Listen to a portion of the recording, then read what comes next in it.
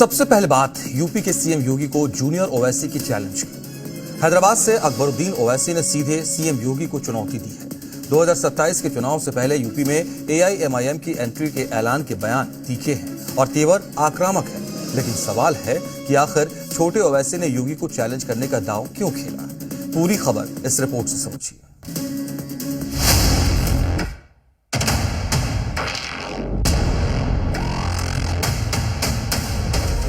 तीन ओवैसी के जूती के बराबर नहीं है।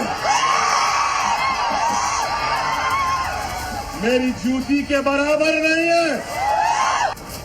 आप बंट गए तो फिर कटने के रास्ते भी खोल जाएगा। मुस्लिम एकता के नाम पर सियासत करने वाली पार्टी एआईएमआईएम के फायर ब्रांड नेता और असदुद्दीन ओवैसी के भाई अकबरुद्दीन ओवैसी ने एक बार फिर आग उगली है। ओवैसी के जूती के बराबर नहीं है। मेरी जूती के बराबर नहीं है। और इस बार निशाने पर हैं उत्तर प्रदेश के मुख्यमंत्री और बीजेपी के फायर ब्रांड नेता योगी आदित्यनाथ। योगी आदित्यनाथ हिंदुओं को एकजुट करने की बात करते हैं। बांग्लादेश में जो मारे जा रहे हैं हिंदू, हर दिन आप सुनते होंगे, एक हिंदू जला दिया गया, एक हिंदू के घर में आग लगा करके मार दिया गया, राह चलते हुए एक हिंदू को जला दिया गया। प्रतिदिन समाचार आ रहे हैं बांग्लादेश से। ये सब मौन है। जाति धर्म में बंटने के बदले मिलकर रहने की सलाह देते हैं। देश का दुश्मन आंखें लगाए बैठा है। आप बंट गए तो फिर कटने के रास्ते भी खोल जाएंगे। हिंदुओं के खिलाफ होने वाली साजिश से आगाह करते हैं।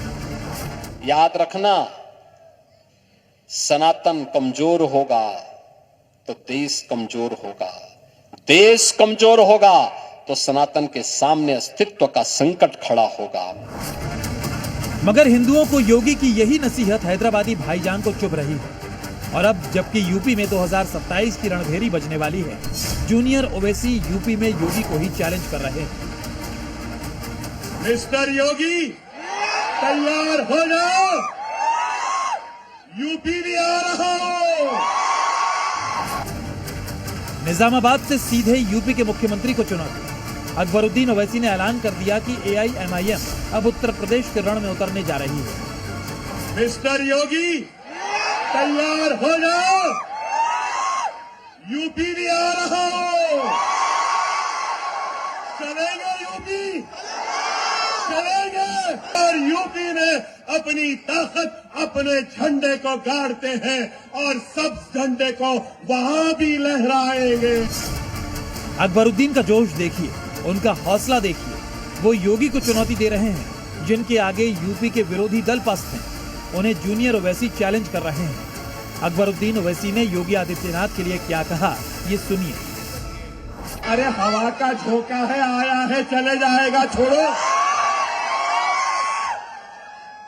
ना लीपने का ना थोपने का। क्या है, शुभ वक्त खराब। देखो वक्त खराब नहीं हुआ। आपको याद होगा, ये वही अकबरुद्दीन ओवैसी हैं जो 15 मिनट वाले बयान को लेकर देश भर में विवादों के केंद्र में रहे और सालों तक अदालतों के चक्कर लगाते रहे। और ये भी याद दिला दें कि बड़े ओवैसी यानी असदुद्दीन ओवैसी अपने छोटे भाई को किस नजर से देखते हैं। छोटे को बहुत रोक के रखा हो। अगर जिस दिन मैं छोटे को बोला कि मियां मजा आराम कर तो तुम संभाल लो, फिर तुम संभालो। छोटे छोटे तुमको मालूम ही क्या है छोटा क्या है नहीं मालूम, तुमको तोप है वो। यानी अकबरुद्दीन खुद तो खुशफहमी के शिकार हैं ही, बड़े ओवैसी भी उन्हें राजनीतिक तोप मानते हैं। लेकिन यूपी में ओवैसी का ये दांव नहीं चलने वाला, क्योंकि योगी सरकार में अल्पसंख्यक समुदाय के विकास को नई रफ्तार मिली। बैंकिंग सेक्टर से अल्पसंख्यक समाज को मजबूत आर्थिक सहारा मिल रहा है। एक साल में अल्पसंख्यकों को योजनाओं के तहत 53,704 करोड़ का ऋण मिला है। 28.85 लाख अल्पसंख्यक लाभार्थियों को लोन का फायदा मिला है। 21 अल्पसंख्यक बहुल जिलों में 16 लाख से ज्यादा नए बैंक खाते खुले हैं। अल्पसंख्यक खाता धारकों को 7,000 करोड़ से अधिक का ऋण वितरण हुआ है। व्यापार, स्वरोजगार और शिक्षा से बढ़ रही आर्थिक भागीदारी। और योगी के प्लान ए यानी अल्पसंख्यक कार्ड की वजह से बीजेपी भी ओवैसी ब्रदर्स को सीधी चुनौती दे रही है। ये तेलंगाना नहीं है, जहां से ओवैसी जी आते हैं। आप उत्तर प्रदेश आ रहे हो, यहाँ का मुख्यमंत्री योगी आदित्यनाथ है, तो योगी आदित्यनाथ का कानून जानता है उसके साथ क्या करना है। बहरहाल यूपी की सियासी जंग में अभी करीब 1 साल बाकी है, लेकिन इसकी बिसात बिछनी शुरू हो चुकी है। हैदराबाद से लेकर लखनऊ तक ओवैसी ब्रदर्स की रणनीति आकार ले रही है और छोटे ओवैसी ने साफ कर दिया है कि इस बार यूपी के रण में AIMIM पूरी ताकत से उतरने वाली है। मगर यूपी के सीएम योगी को चैलेंज करने वाले हैदराबादी भाईजान को हैदराबाद के ही फायर ब्रांड नेता टी राजा ने करारा जवाब दिया। जो भी उत्तर प्रदेश में आकर इस प्रकार की भाषा का उपयोग करता है, तो यहाँ के जो हमारे मुख्यमंत्री है ना, जिसका नाम तू बोल रहा है कि योगी मिस्टर, वो तुम्हारा बाप है बेटा। उनके राज्य में मत अगर आएगा तो 72 हूरों के पास भेजने का कार्य हमारे बाबा जी करेंगे। वार पलटवार एक तरफ, मगर बड़ा सवाल ये है कि क्या अकबरुद्दीन ओवैसी का ये चैलेंज योगी आदित्यनाथ के अवैध किले में सेंध लगा पाएगा? क्या यूपी का मुस्लिम वोटर 2027 में जूनियर ओवैसी के साथ जाएगा? ब्यूरो रिपोर्ट, जी मीडिया। असदुद्दीन ओवैसी की पूरी पार्टी ही इस वक्त अलग मोड में दिख रही है। मुंबई से लेकर यूपी तक और खुद ओवैसी ऐसे ऐसे बयान दे रहे हैं कि बवाल पर बवाल मच रहा है।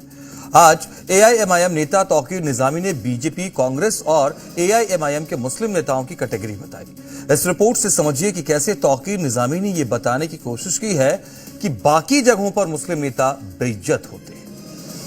हम मौत को अपनी लैला समझते हैं।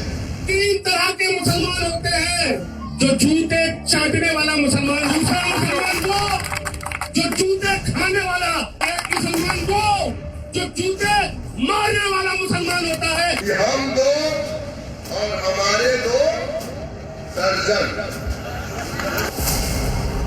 AIMIM के चीफ असदुद्दीन ओवैसी खुद, उनके यूपी प्रदेश अध्यक्ष शौकत अली, उनकी पार्टी के नेता तौकीर निजामी, मुंब्रा से AIMIM के काउंसलर बनी सहर यूनुस। ओवैसी एंड पार्टी के लीडर कहां जाकर रुकेंगे? क्या कोई हद है इनकी जुबान का? है कोई दायरा संसदीय मर्यादा का? है कोई सीमा इनकी सियासी जुबान का? बिल्कुल नहीं। ओवैसी ने मुसलमानों के 3 टुकड़े कर दिए। तौकीर निजामी से शुरू करते हैं, जिन्होंने देश के मुसलमानों का आज नया वर्गीकरण किया है। देश के मुसलमानों को आज 3 कैटेगरी में बांट दिया। सुनिए ओवैसी के नेता की नफरती जुबान। 3 तरह के मुसलमान होते हैं। एक मुसलमान वो जो जूते चाटने वाला मुसलमान होता है, वो आपको कांग्रेस में मिलेगा साथियों। दूसरा मुसलमान वो जो जूते खाने वाला मुसलमान होता है, वो आपको भारतीय जनता पार्टी में मिलेगा साथियों। और एक मुसलमान वो जो जूते मारने वाला मुसलमान होता है, वो मजलिस में मिलेगा।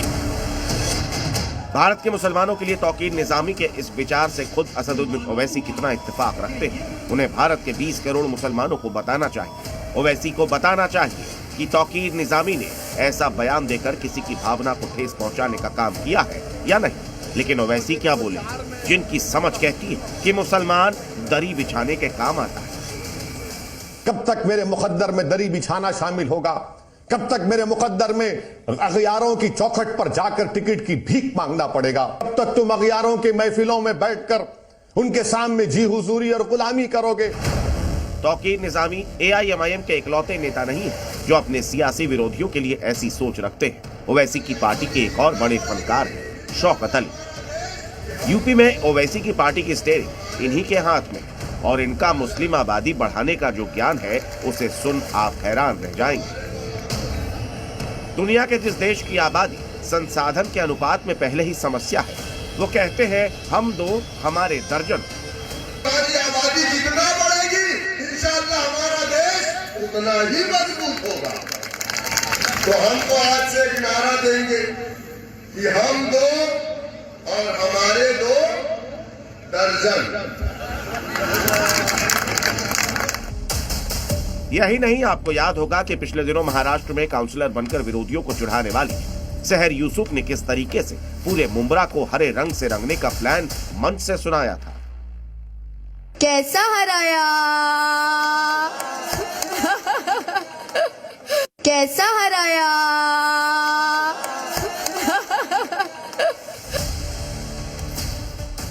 असदुद्दीन ओवैसी ब्रांड सियासत में सच्चा और अच्छा सिर्फ वो है जो उनके साथ है। मुसलमानों को वोट बैंक पर देशव्यापी पार्टी खड़ा करने की ओवैसी की चाह शुरू ही होती है विरोध से, नफरत से, जहरीली जुबान से, दूसरों को नीचा दिखाने से, खुद को अच्छा बताने से। इसीलिए बंगाल हो, बिहार हो, यूपी हो, असम हो, ओवैसी जहां भी जाते हैं मुस्लिम समुदाय के जहन में जहर भरने का काम करते हैं। शायद इसीलिए क्योंकि ओवैसी एंड कंपनी की मुसलमानों पर सोच बहुत अलग है। जब दुनिया अपने बच्चों को कंप्यूटर का ज्ञान दे रही है, उस वक्त ओवैसी की पार्टी के नेता उन्हें मजहबी घुट्टी पिला रहे हैं। जब देश सांप्रदायिक सौहार्द का झंडा बुलंद कर रहा है, तब ओवैसी हिंदू मुसलमान कर रहे हैं। ब्यूरो रिपोर्ट, जी मीडिया। इस आग को आपको बुझाने की कोशिश करना है। अब खबर मेरठ से, जहां हिंदू संगठनों के हंगामे के बाद एक हिंदू लड़की और मुस्लिम लड़के की एंगेजमेंट कैंसिल हो गई। मेरठ में एक शादी का कार्ड जैसे ही वायरल हुआ, हंगामा होने लगा। क्यों? क्योंकि शादी के कार्ड में लड़की पक्ष वालों ने अलग नाम, जबकि लड़के पक्ष वाले ने अलग नाम छपवाया था। और इसके बाद लोगों को यह शक हुआ और ऐसा हंगामा हुआ कि आज होने वाली रिंग सेरेमनी पर भी ग्रहण लग गया। लेकिन मामला सिर्फ यही नहीं रुका, आगे अल्टीमेटम दिया गया है कि शादी नहीं होने देंगे। क्या है पूरा मामला? हैरान करने वाली इस खबर की पूरी डिटेल हमारी इस खास रिपोर्ट से समझिए। यूपी के मेरठ में शादी का एक कार्ड वायरल हुआ, जिसके बाद बवाल शुरू हो गया। हिंदूवादी संगठन के लोग लड़की के घर पहुंचकर हंगामा करने लगे, लड़की की शादी का विरोध करने लगे। मैं तो इस शादी को 13 तारीख में होने नहीं दूंगा, क्योंकि हिंदूवादी संगठनों का आरोप है कि लड़की को लव जिहाद में फंसाकर पूरे परिवार को अपने कब्जे में ले लिया। अब समाज को गुमराह कर शादी भी कर रहा है। जाटव समाज की दलित लड़की की साहिल से दोस्ती 2020 में हुई थी। साहिल का असली नाम शहबाज राणा है, जबकि उसने जब आकांक्षा से दोस्ती की थी तो उसने अपना नाम साहिल बताया था। आज यानी 9 फरवरी को आकांक्षा और साहिल की रिंग सेरेमनी थी, लेकिन कार्यक्रम शुरू होता उससे पहले ही इस रिश्ते का विरोध होने लगा, क्योंकि लड़की ने जो कार्ड छपवाया है उसमें लड़के का नाम साहिल लिखा है, जबकि ये दूसरा कार्ड देखिए जिसे साहिल के घर वालों ने अपने रिश्तेदारों को बुलाने के लिए छपवाया है, जिसमें साहिल का असली नाम शहबाज राणा लिखा है। ये कार्ड सामने आते ही इलाके में हंगामा मच गया कि दलित बेटी के साथ लव जिहाद हो गया, क्योंकि हिंदू संगठनों का कहना है कि शहबाज ने घरों में गार्जियन न होने का फायदा उठाया, क्योंकि लड़की के बाप और भाई दोनों नहीं हैं। पिता एक इंश्योरेंस कंपनी से रिटायर हो चुके थे, जिन्हें करीब 6 करोड़ रुपए मिले थे। जब हमारी बच्ची, हमारी हिंदू धर्म की बच्ची ये जिहादी लव जिहाद में फंसा के लेके जाएंगे तो क्या हम तमाशा देखे घर बैठ के अपनी बेइज्जती कराएं? उस परिवार के चाचा विरोध में है, ये पिताजी की डेथ हो चुकी है, लड़की के 10-15 करोड़ की संपत्ति छोड़ के गए हैं, तो इसका मतलब ये है जिहाद में फंसाएंगे, सारी संपत्ति ले लेंगे, मार के ब्रीफकेस में डाल देंगे। मेरी योगी जी आपसे मांग है, 13 फरवरी की शादी हो रही है, 13 फरवरी में जो शादी हो रही है उस शादी के अंदर जो कार्ड है, हिंदू लड़की का जो कार्ड है उस पर तो जो नाम छपवाया है साहिल, और जो मुस्लिम लड़के ने अपने वलीमे का कार्ड छपवाया है रिसेप्शन का, उसके अंदर नाम रखा है शाहवेज राणा। तो ये देखिए लव जिहाद, माँ तो लव जिहाद करा, ये हमारे समाज में भी जिहाद करा। अब तक लड़की के परिजनों की तरफ से कोई शिकायत नहीं आई है, जबकि लड़की ने खुद जिलाधिकारी के पास ज्ञापन दिया है कि वो बालिग है और अपनी मर्जी से शादी कर रही है। लेकिन हिंदूवादी संगठनों के साथ लड़की के चाचा भी इस शादी का विरोध कर रहे हैं। आप लोग शादी नहीं होने देंगे? नहीं। हैं? क्यों नहीं होने देंगे? वो लड़का मोमडन है। अच्छा, बस। क्या आपको लगता है कि लड़के ने धर्म परिवर्तन करके नाम गलत बताया? हाँ, मैं नाम गलत बताया, कार्ड में साहिल लिखा हुआ है, वो उसका नाम कुछ मोमडन है। अब देखना होगा कि 13 तारीख को होने वाली आकांक्षा और शहबाज की शादी होती है या फिर विरोध की वजह से कैंसिल हो जाती है। परिवार में वो लड़की के लिए है, और जो मामला आया पूरा मामला यह है प्रॉपर्टी का, जो उसको लड़की को बहला फुसला कर टोटल प्रॉपर्टी पर कब्जा करना। कुछ दिन बाद ये पता चलेगा कहीं सूटकेस में या कहीं डेड बॉडी मिलेगी उस बिटिया की हमारी, लेकिन हम ऐसा नहीं होने देंगे। भाई अपने अपने धर्म में विवाह होना चाहिए, ये गलत है। ये गलत है। आप लोग भी यहीं पर हैं, क्यों विरोध कर रहे हैं आप लोग? क्योंकि कानूनन तो शादी तो कर ही सकते हैं। शादी कानूनन कर सकते हैं, परंतु एक विषय जो लव जिहाद का, बच्चियों का ब्रेन वॉश करके, जो लगातार से ये मुस्लिम समाज ऐसे दलित बच्चों को टारगेट करके इनके साथ इनकी प्रॉपर्टी हड़पने का काम और इनके बाद इनकी हत्या करने का काम कर रहा है, एक बहुत बड़ी साजिश है। हालांकि हिंदू संगठन ने भी थाने में एक शिकायत दी है, वहीं लड़की डीएम को चिट्ठी लिखकर शादी की इजाजत मांगी है और आज आकांक्षा साहिल के साथ एंगेजमेंट करेगी और 13 तारीख को इस मामले में शादी है। राजू राज, जी मीडिया। योगी राज में जो भी अवैध होता है उस पर बुलडोजर चलता है और इसी कड़ी में यूपी में एक मदरसे की शिकायत मुख्यमंत्री योगी तक पहुंच गई। शिकायत ये कि मदरसे को अवैध कब्जे की जमीन पर बनाया गया, वो भी धांधली के जरिए। हैरानी इस बात को लेकर की है कि सीएम योगी को अवैध मदरसे की शिकायत एक भाईजान ने ही की है। और इतना ही नहीं, भाईजान ने सीएम योगी से अपील भी की है कि अवैध मदरसे को जल्द से जल्द जमींदोज किया जाए। आखिर क्यों, इस रिपोर्ट से समझिए।